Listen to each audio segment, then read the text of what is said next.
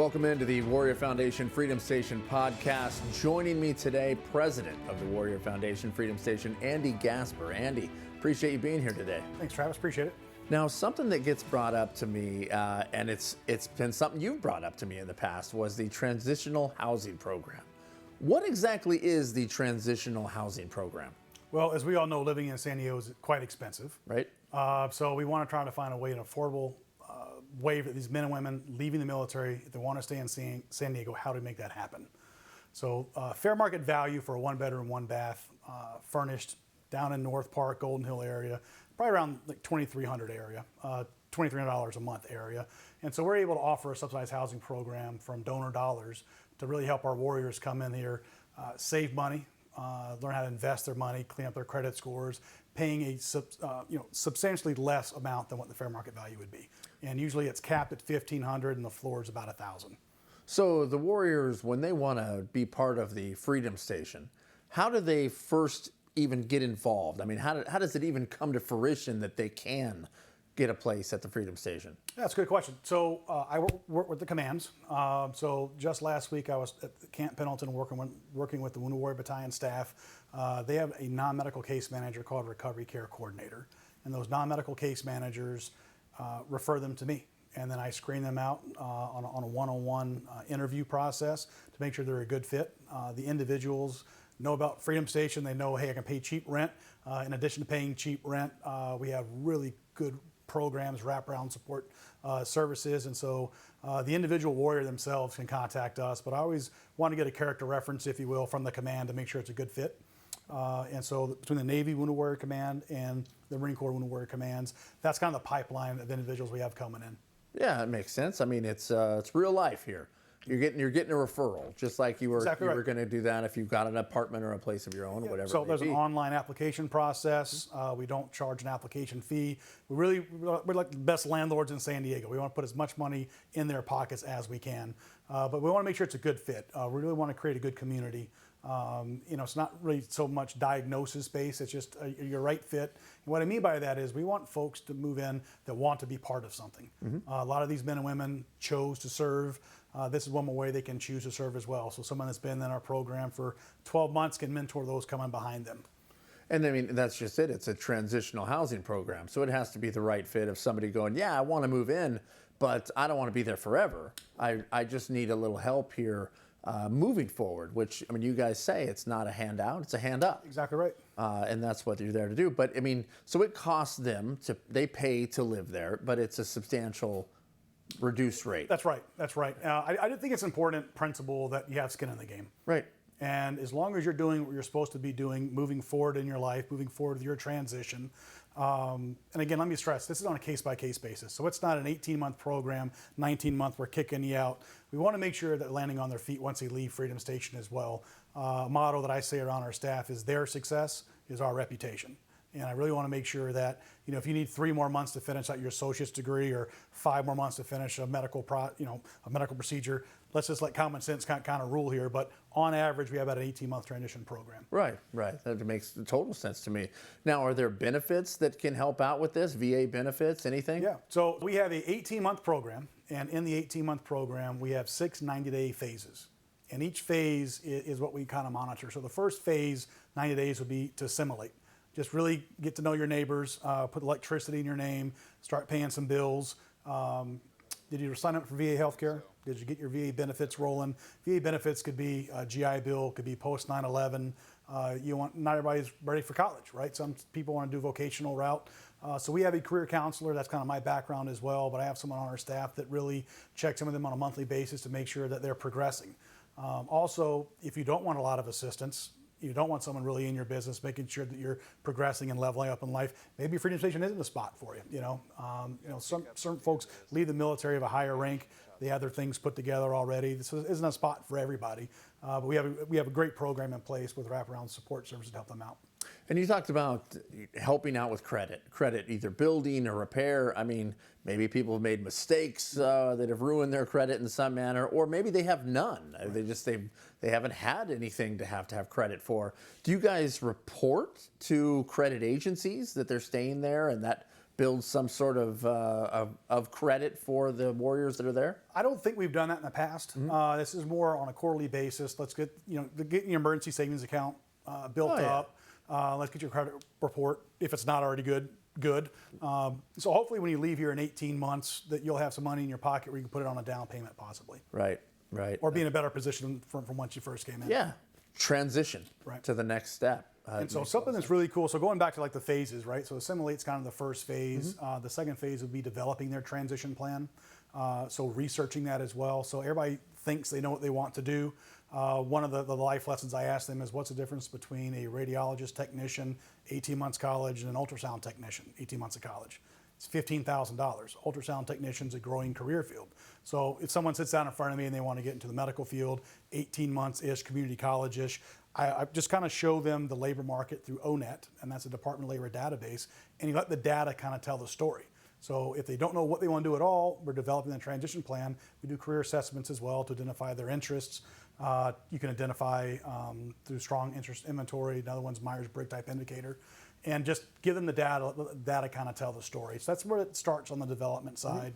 Then it kind of goes into the execution side. How are you going to fund it? What are you doing? And so the whole time you're doing the transitional housing program, we have a voucher program in place.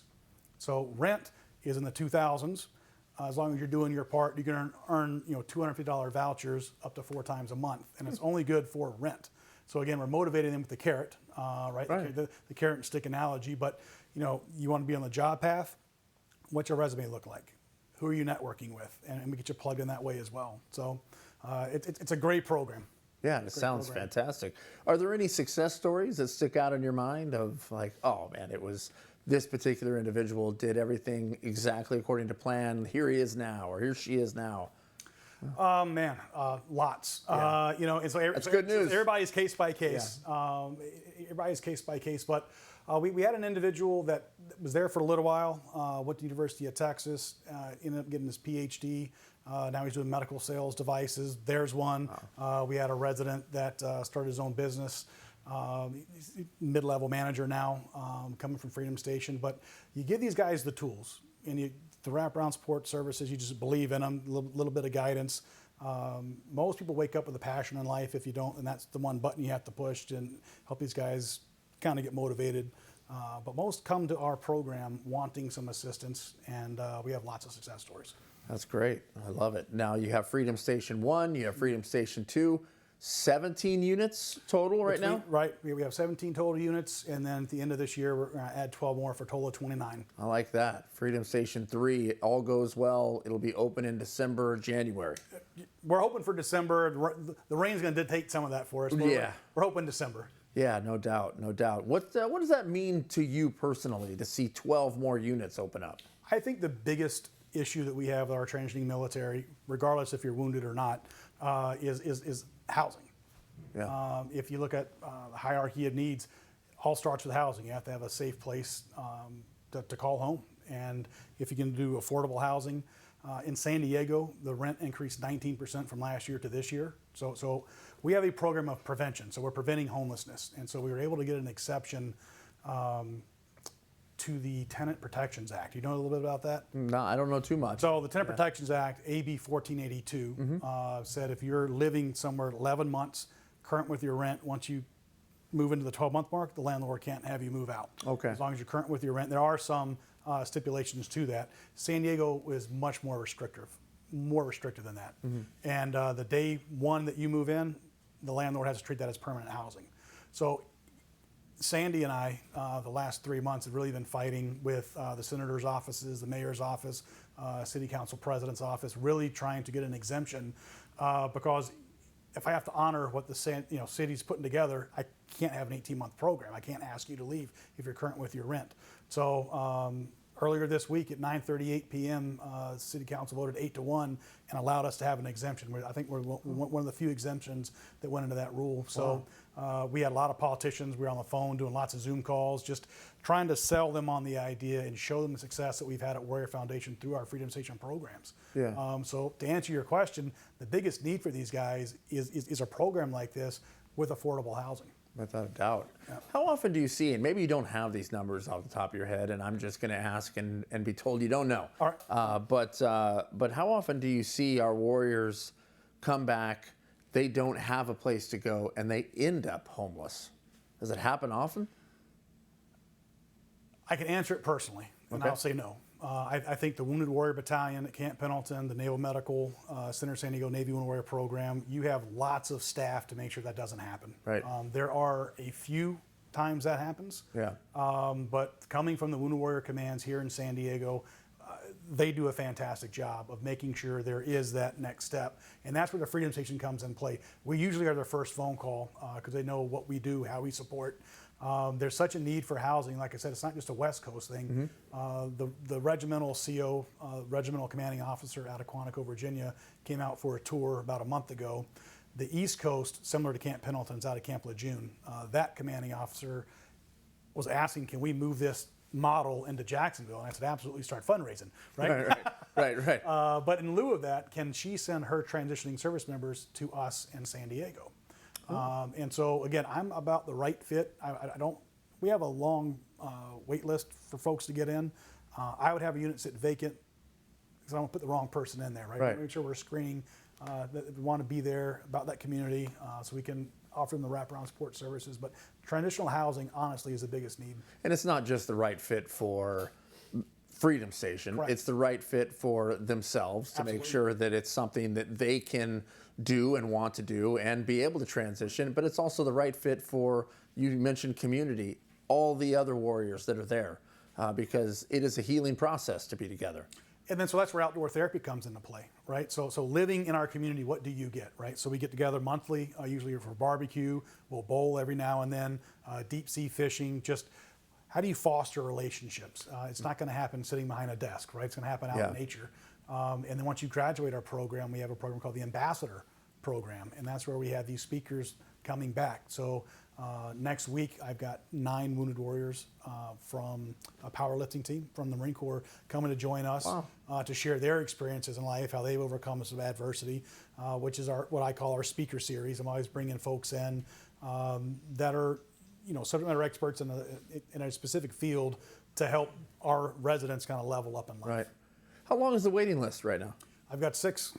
Oh, wow. I've got 6. I've got a vacancy coming up May 15th. I've screened 4 people. I'm moving a gentleman in May 15th. And he's on active duty, and he's getting out in about 3 months. Okay. So we try to move them in while they're on active duty if there are some issues, and we can work with the commands. But it's a fantastic program. I appreciate you letting me share a little bit of it. Oh yeah, no, happy to have you here talking about it. Like when you put people in place, do you stagger them on purpose so you're always kind of opening one up every few months? You know what's going to be cool about Freedom Station 3 is we can move 12 guys in, 12 individuals in at the same time, and really have a huge cohort. Right. And that'll be unique for us. And so I'm really excited about that. Donations always help, right? Absolutely. $2.5 million to get us opened up. So we're out there on the street corner shaking the signs and doing the best we can. Yeah, absolutely. And anything that anyone can do, warriorfoundation.org is where you want to go. Andy Gasper, president of Warrior Foundation Freedom Station, appreciate you joining us today. Thank you so much. Thank you, Travis. Appreciate it. Appreciate everything you do. Thank you for joining us here on the Warrior Foundation Freedom Station podcast.